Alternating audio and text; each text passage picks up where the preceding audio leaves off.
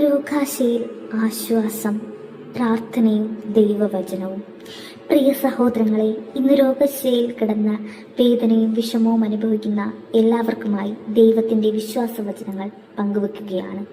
ദൈവം നിങ്ങളെ മറന്നിട്ടില്ല. ദൈവം നിങ്ങളെ ഒരിക്കലും മറക്കുകയുമില്ല. നിങ്ങൾ പ്രാർത്ഥിക്കുക. എൻ്റെ ഈശോ എനിക്ക് വേണ്ടി അത്ഭുതങ്ങൾ പ്രവർത്തിക്കുന്നവനാണ്. നിങ്ങളുടെ കണ്ണുനീരും വേദനയും അവിടുന്ന് കാണുന്നുണ്ട്.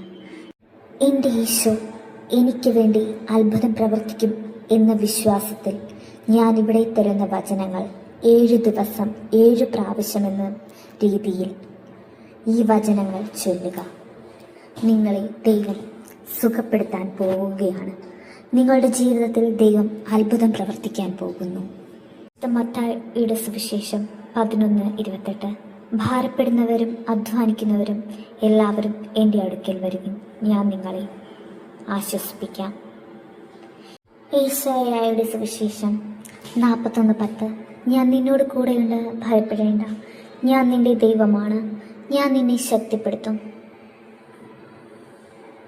സങ്കീർത്തനങ്ങൾ 147:3.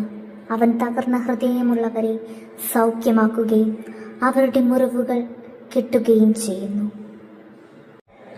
രാത്രിയുടെ യാമങ്ങളിൽ നിങ്ങൾ പ്രാർത്ഥിക്കുവിൻ, എന്തെന്നാൽ നിങ്ങളുടെ ദൈവം പ്രാർത്ഥന കേൾക്കുന്നവനാണ്.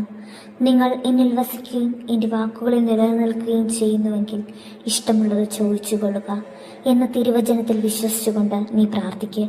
നിന്റെ ഈശോ നിന്റെ ജീവിതത്തിൽ അത്ഭുതങ്ങൾ പ്രവർത്തിക്കാൻ പോവുകയാണ്.